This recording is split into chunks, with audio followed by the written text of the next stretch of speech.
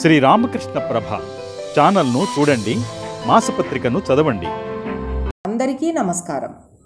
రామమయ మహారాజ్ మాతృదేవి వద్ద మంత్రదీక్ష తీసుకొని తరువాత స్వామి గౌరీశ్వరానందగా ప్రసిద్ధులయ్యారు. ఆయన స్మృతులను ఈరోజు చూద్దాం.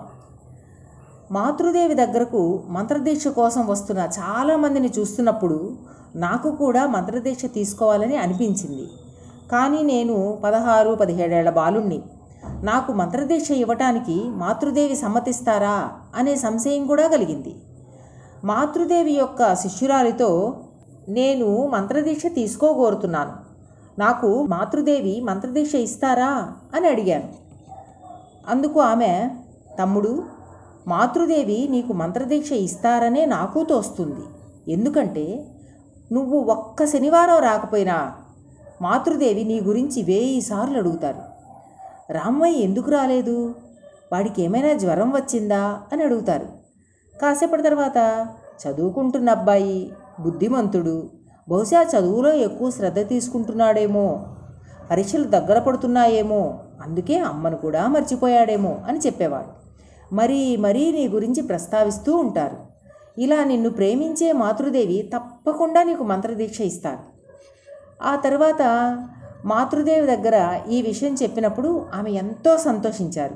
మంచిది, మంత్రదీక్ష తీసుకుంటావా, ఆసనం పరిచి గురుదేవులకు ప్రణమిల్లి కూర్చో అన్నారు. అక్కడ ఉన్న ఆసనాల్లో ఒకటి పరిచాను. గురుదేవులకు మాతృదేవికి ప్రణమిల్లి కూర్చున్నాను. మాతృదేవి కొద్దిగా తీర్థం తీసుకొని, గత జన్మల్లో చేసిన పాపాలన్నీ నశించుగాక, ఈ జన్మలో కూడా తెలుసో తెలియకో చేసిన పాపాలన్నీ నశించుగాక అని చెబుతూ నా మీద ఆ తీర్థజలాన్ని చల్లారు. ఆ తరువాత ఒక దేవత పేరు చెబుతూ, వీరే కదా నీ ఇష్టదైవం, వీరి మంత్రాన్నే నీకివ్వనా అని అడిగారు. అప్పుడు నేను, అవునమ్మా, మీరు చెప్పింది నిజమే, ఇతర దైవాల కన్నా వీరినే నేను ఎక్కువ ప్రేమిస్తాను. కానీ ఇప్పుడు గురుదేవుల గురించి పుస్తకాలు చదివాక అన్ని దైవాలు ఒకటేనని అనిపిస్తోంది.